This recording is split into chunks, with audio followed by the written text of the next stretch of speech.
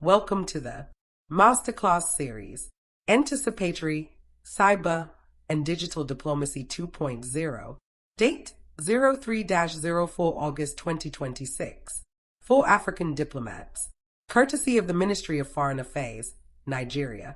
Panel Session 1, Cyber Diplomacy and Digital Sovereignty, Securing Africa's Interests in an Era of AI and Data. Moderator, Professor Eghosa, Director General, NIIA. Panelist 1, Ms. Jamila, Akaaga-Ade Deputy Director, Head Cybercrime Unit and Joint Case Team on Cybercrimes, Federal Ministry of Justice.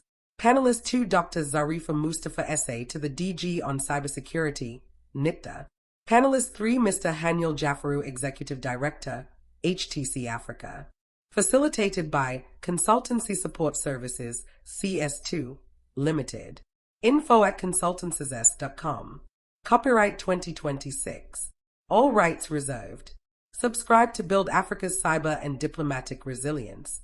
YouTube at Anticipatory Cyber Digital Diplo. Is cyber diplomacy and digital sovereignty, securing Africa's interests in an era of cybersecurity, AI, and data.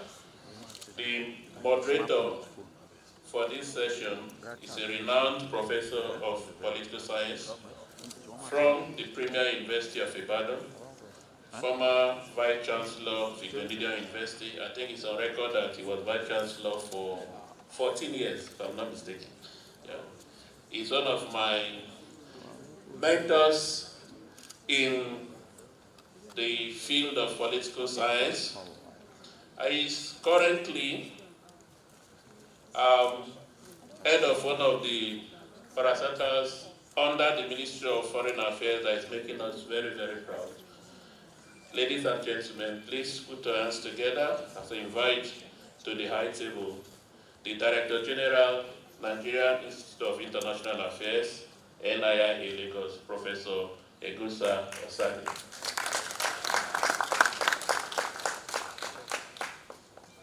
Keep clapping till it gets to you. It's not easy to be a professor.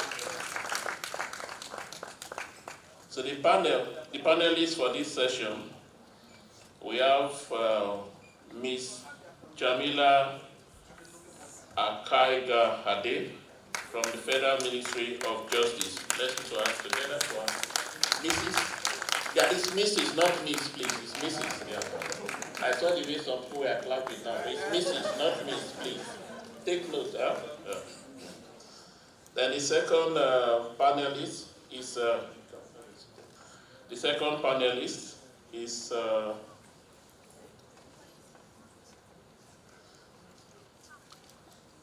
Dr. Zareefa Mustafa, the Special Advisor to the DG of NITDA on Cybersecurity. Put your hands together.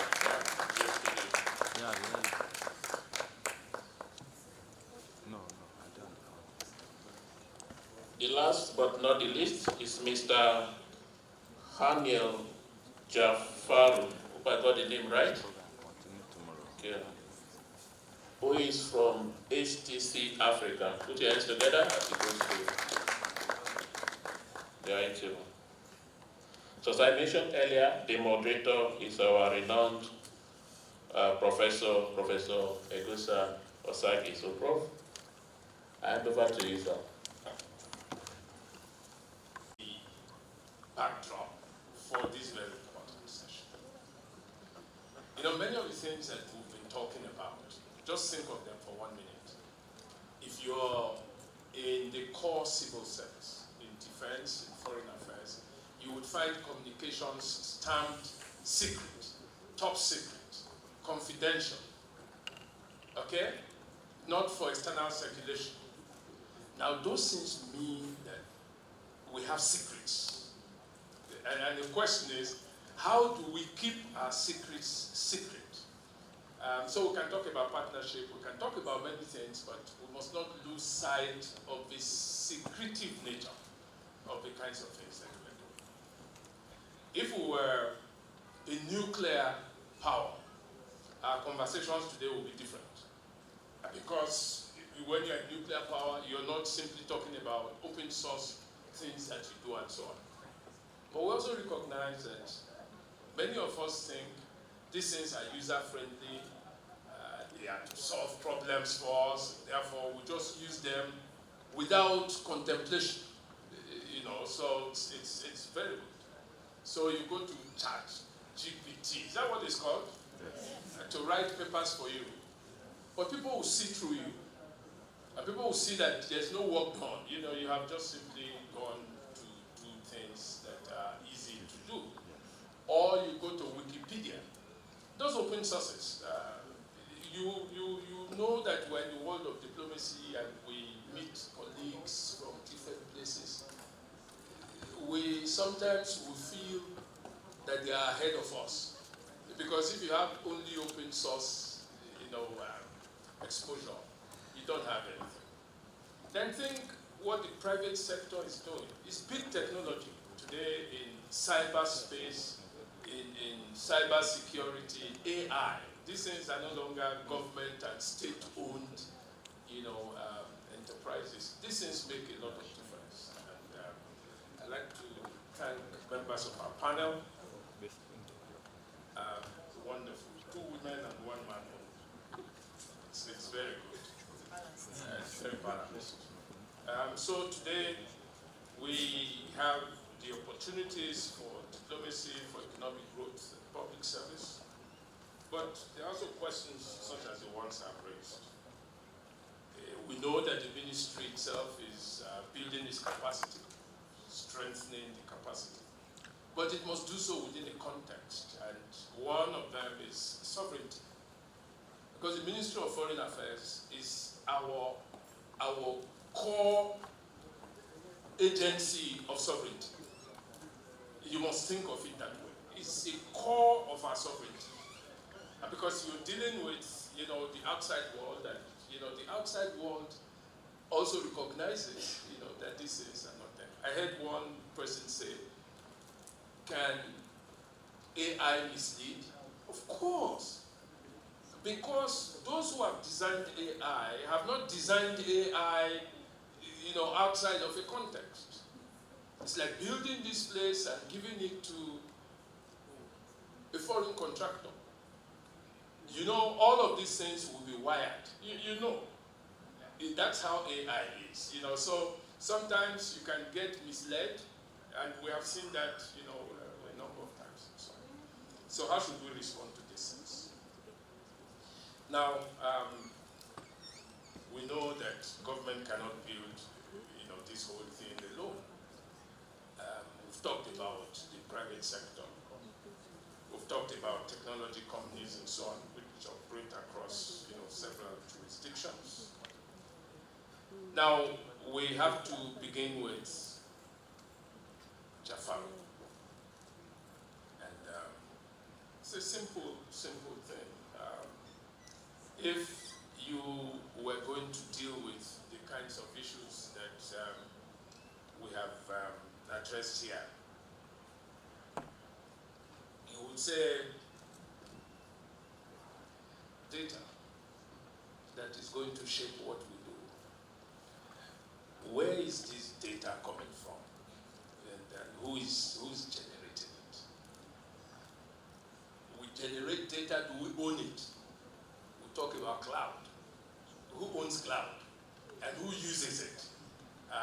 Do they owe you any sense of accountability? What control can you have, when you're dealing with those things? So our first takeoff point, I think, would have to be international law, cybercrime, and diplomatic cooperation. And Jamila, we're going to call on you. Because today, you have heard in the UN, I'm happy that, we have the UN representation here, the people who are strong on it. Yes, Jamila, I know. But what the UN has been wrestling with is how to deal with technology that is way ahead. How do you capture it? How do you domesticate it? How do you regulate something that is totally out of your control? Because I also heard somebody say, this AI. You forget that AI, the algorithms, the things that go in are also man-made. So AI is not like the Frankenstein created monster. It can run riot, but it runs riot within control. Okay? So how do we deal with these matters across borders?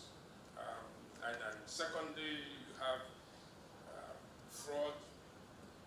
There's evidence that we get misled, and there's fake news, there's everything that is fake. How do we respond to these emerging challenges in terms of the legal policy framework that we have, especially given the cross-boundary trajectory of the kinds of cybercrimes and the kinds of things that attack us from outer space?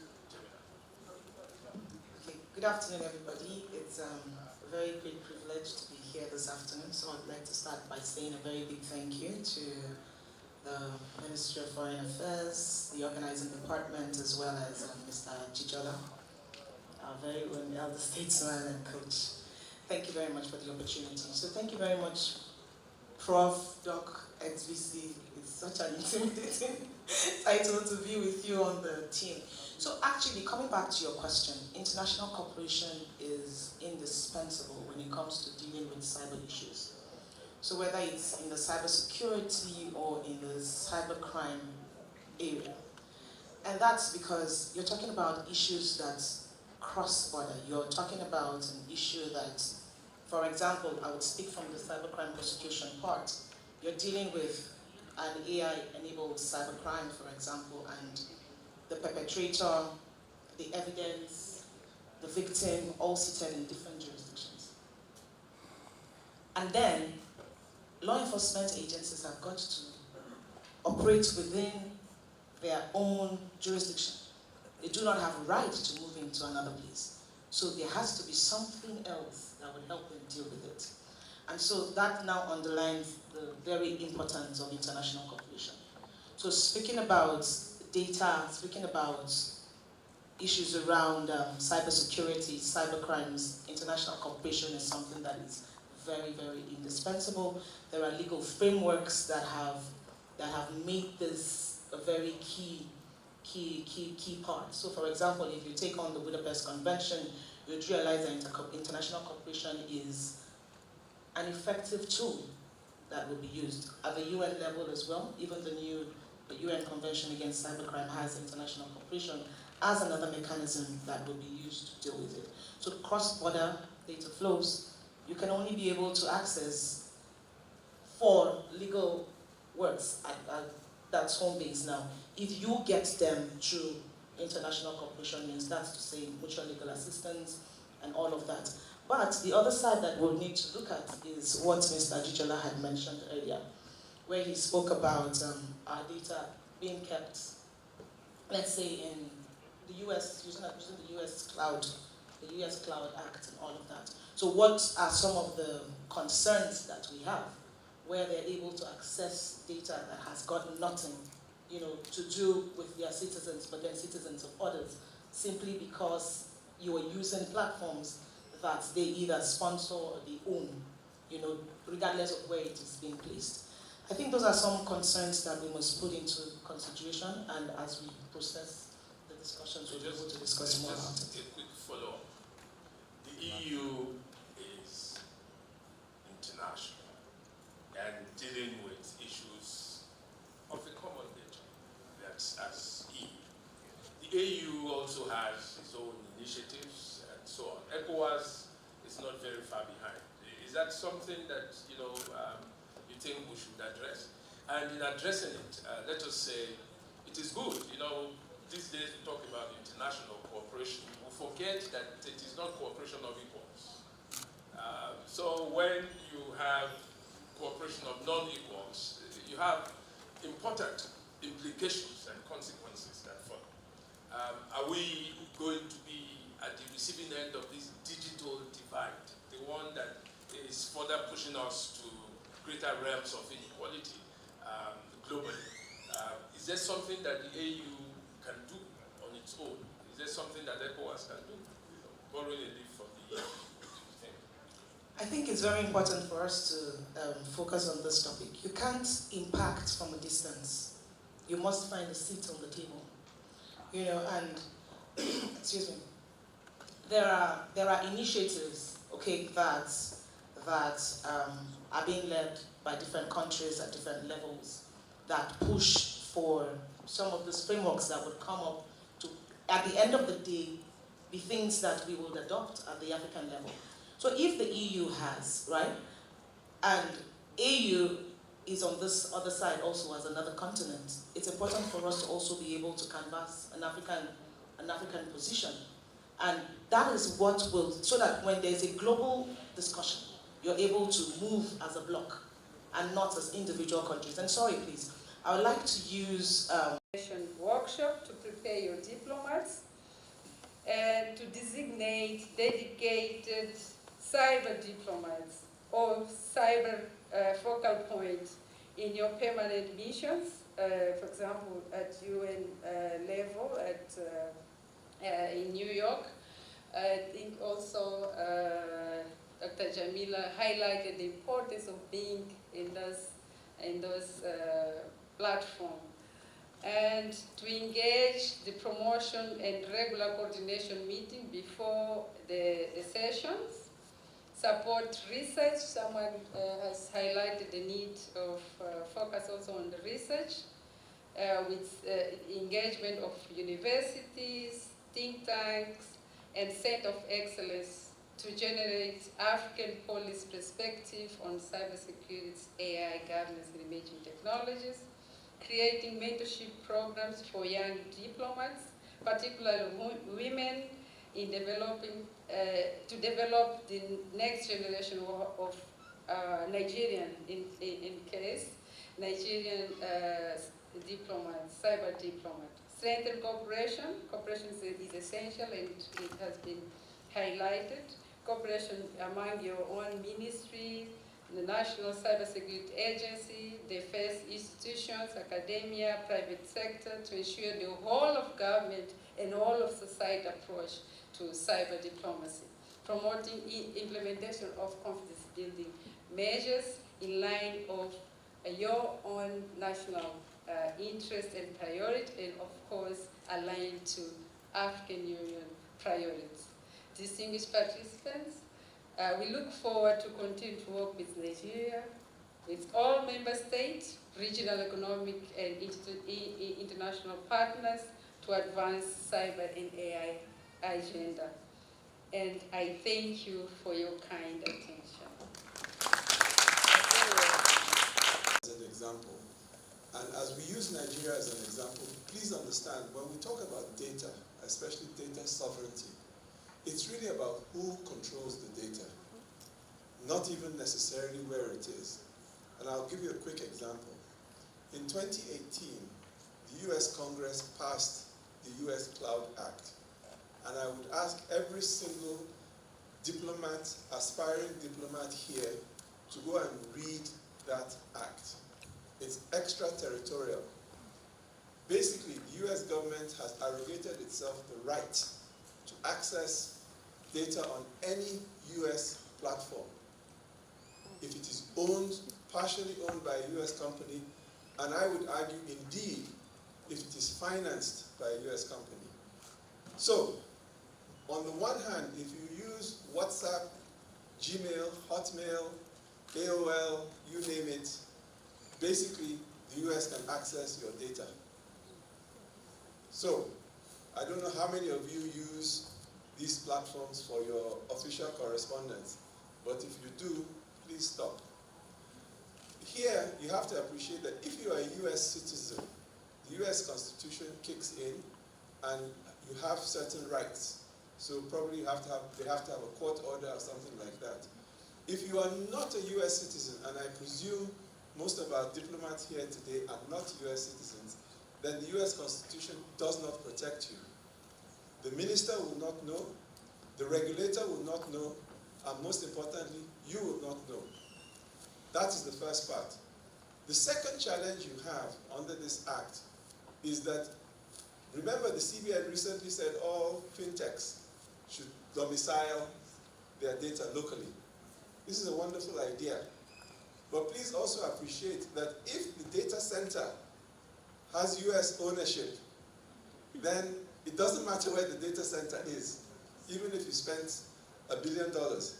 And just to digress for a moment, when he spoke of Kenya, part of what killed that deal also was that Microsoft and its partners were demanding from Kenya 1 gigawatt of power to power data centers. Please understand, a data center is not about data. It's about energy. Kenya produces 3 gigawatts. So they wanted 1/3. I dare not, because we have some external visitors, I dare not say how much power Nigeria generates, but I'm sure you have a very good example, a very good idea. So now, moving to the second part, sorry for taking time here. Nigeria, I believe, has provided an extremely good example with our data protection and privacy, or data privacy and protection legislation. And that is why, if you read in the press, you see many countries are coming to Nigeria to understudy our methods. What the president signed into law created the Nigerian Data Protection Commission. The way this commission is operating is that most of its fundamental activities have been outsourced to licensed companies. So, audit, verification, capacity building, remediation, consultancy.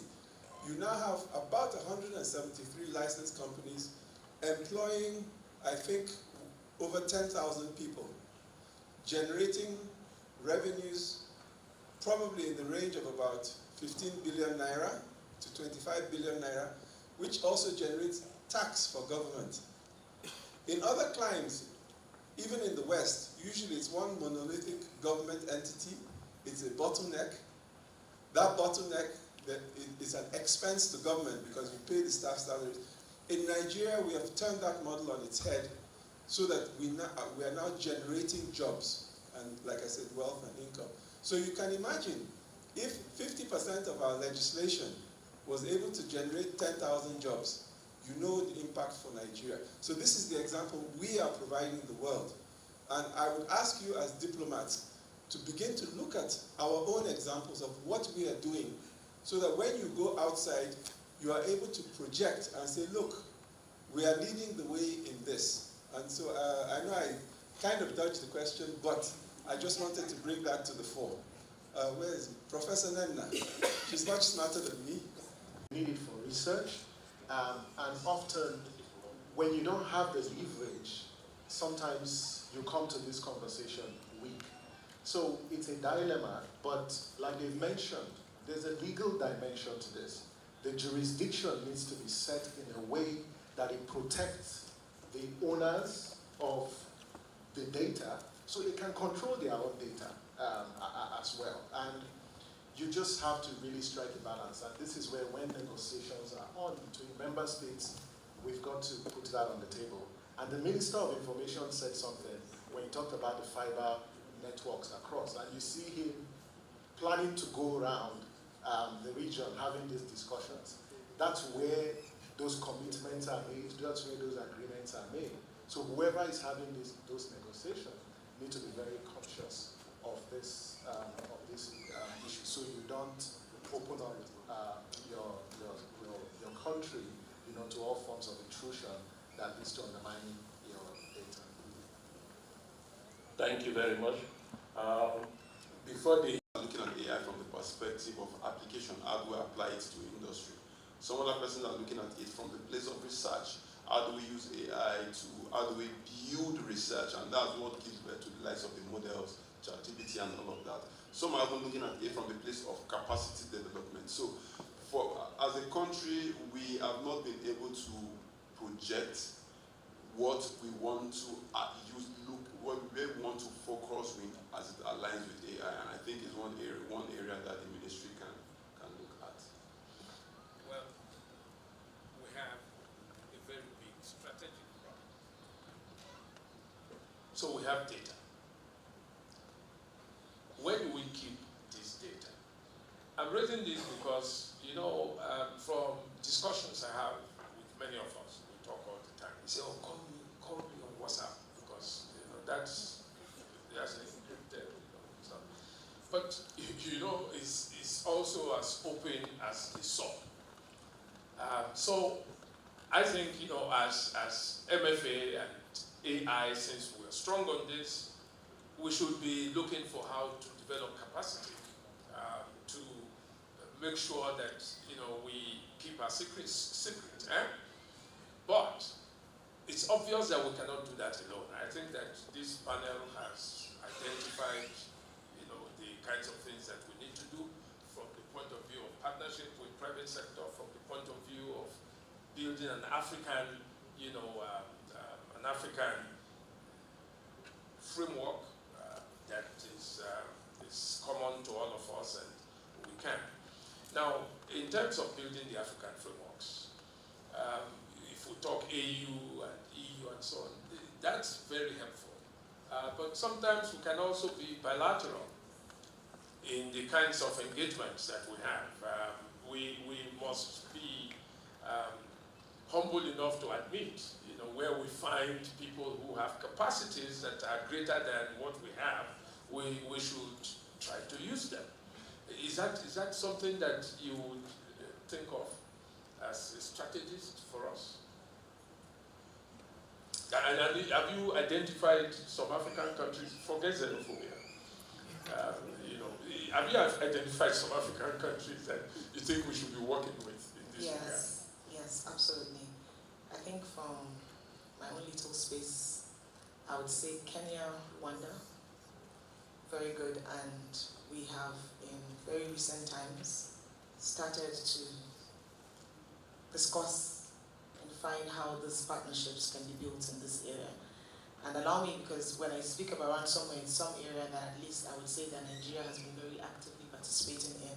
So on counter-ransomware issues, for example, these two countries are countries that Nigeria is working with to see how we can expand, we can go beyond our regions and into the continent. And that's why I said, most recently, based on this understanding, we had a conference, a workshop of African countries to come together and see how we can have a roadmap and then run with it over a period of time, something that we would be able to identify what our expected outcome is when it comes to such strengthening corporations.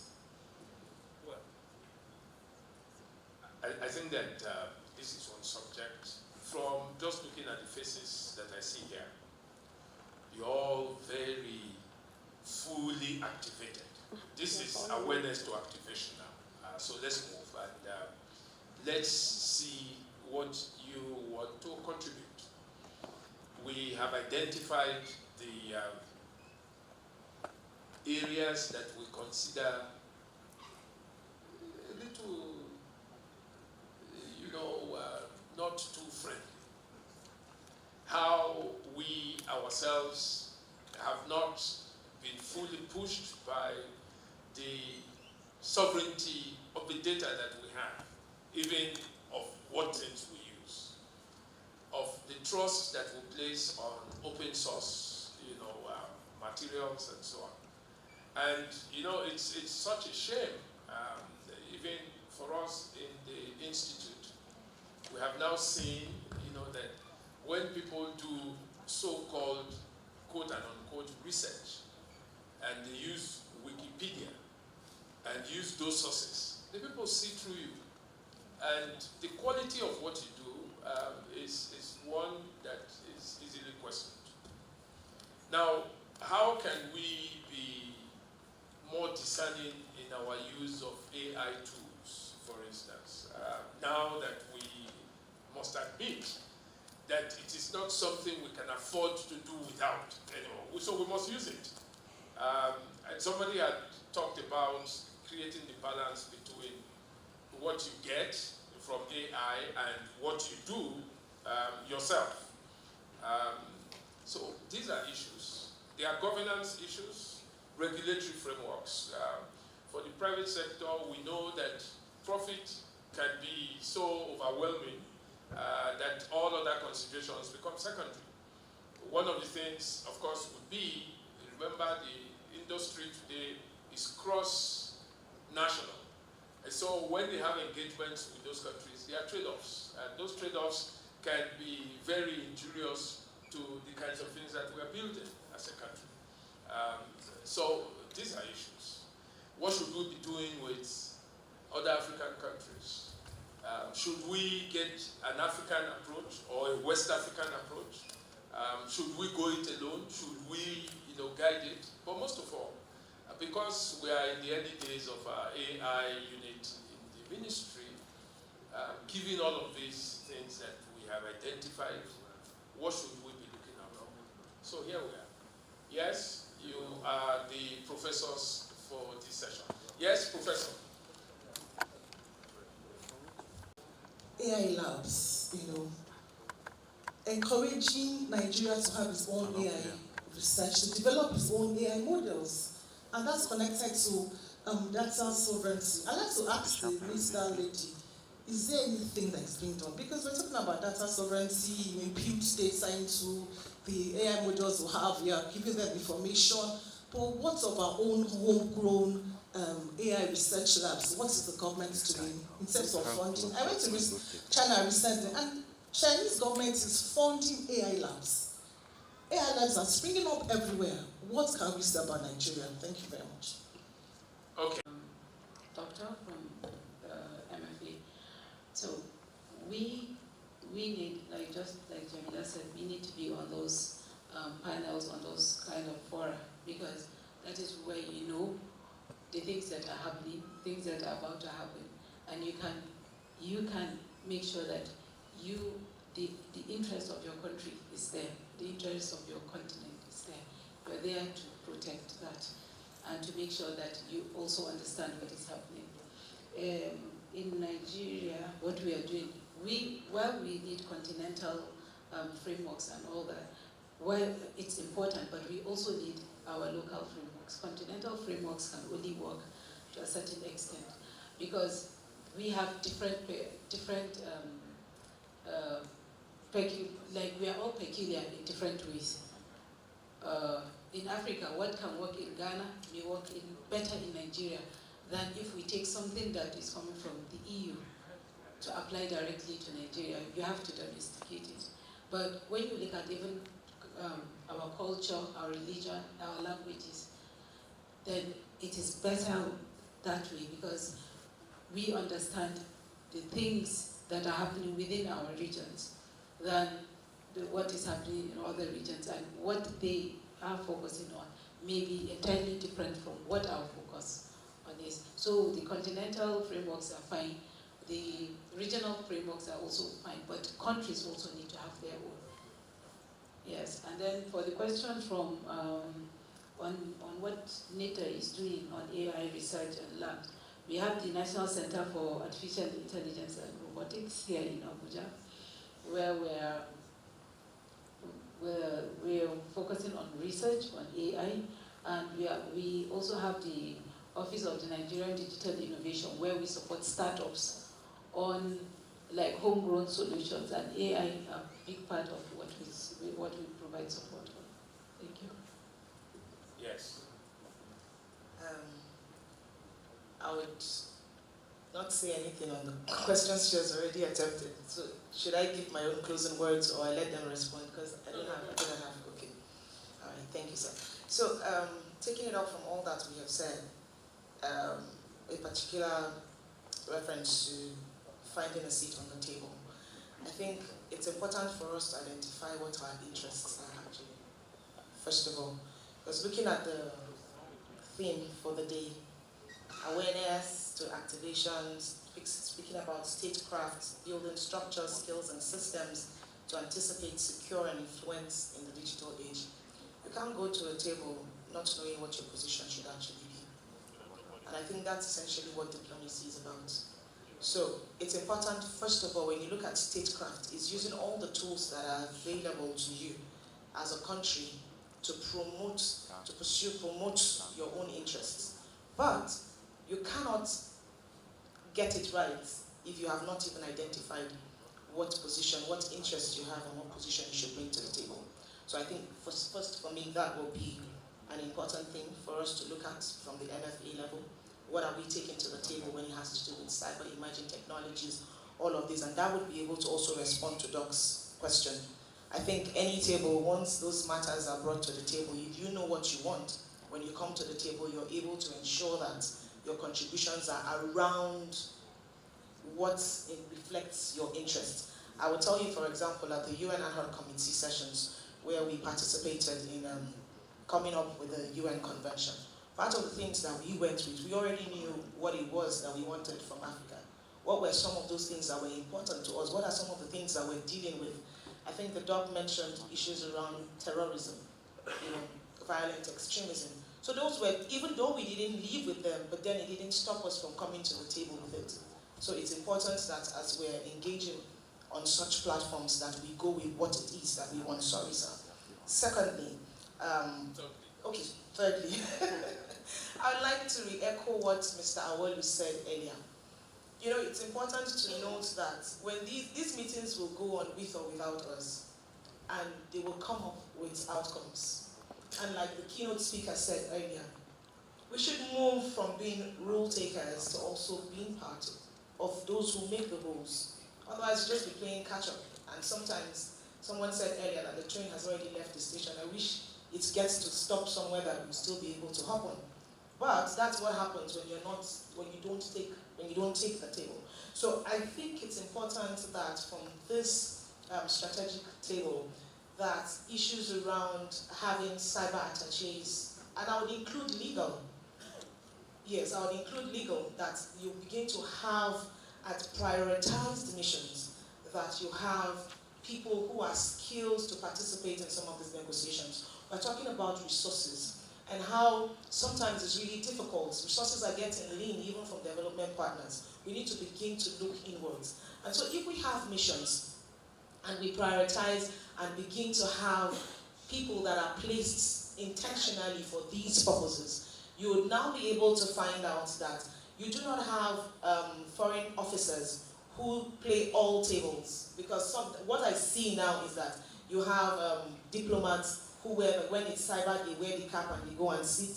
When it's health, they wear the cap and they are seated. So sometimes they are being dragged in different places. But there are very important discussions that may be going on. And they may not have also been intentionally trained to carry on those discussions. Sorry, sir, let me just stop here for now. So I say cyber and legal attaches. Thank you. You broach on the debate between generalists and specialists. A diplomat is like a lawyer. A lawyer is an all-rounder. It's like a sociologist. Sociology is so complete that there is even sociology of sociology. There's sociology of everything. Sociology of law, sociology of politics, sociology of literature, sociology of sociology. So a diplomat is a diplomat of everything, isn't it? Must have one cap in every sphere. But just in one sentence, you would say, Nigeria will strengthen the digital sovereignty when what do we need? When what happens? When it is part of those who make the rules, when it has control and capacity. Thank you very much. Now finally, this is the point about the industry and the interface. And I was asking you, do you have any structured engagement with the MFA? Do you have? Okay, so if you want to look at it from the perspective of AI, we should have it at the back of our mind that there is a life cycle to it, and that's where the MFA comes to play. There is a life cycle to AI. It starts from the data collection phase, where the data is being collected. That angle needs to be governed. It moves to the model development phase, and that is where research comes to play, where you would now need to learn, where we would now need to put into perspective how the AI should learn from the data that has been fed into it. So you need to go into that space to carry out research on best methods to apply that will make AI to be able to learn from the data. And that's where models like GPT and the likes are being developed. Then from there we'll go into the infrastructure phase, and this is where the infrastructure needed for the training to happen is needed. And the sad reality is that we don't own most of this infrastructure, but the good thing is that we can control this infrastructure, and that's where the point of digital data sovereignty comes to play.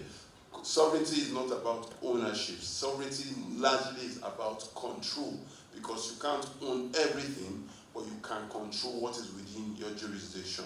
So sovereignty, that's where sovereignty comes to play. We may not own the infrastructure, but we can control the infrastructure. We may not own the data or the pipeline or that carries the data, but we can control it. And once we're able to govern data, once we're able to design good algorithm that helps to build this model, and we now have the infrastructure in place, we're largely sovereign. Okay, so you're saying this is a continuous exercise. Yes. This is only the beginning. We must continue because we are entering an emerging technology that is changing every day. We must keep pace with it. We don't want to be only and always at the receiving end. We must be able to anticipate the things that we need to, and that's where the point about early warning integration becomes also very critical to the work that we do.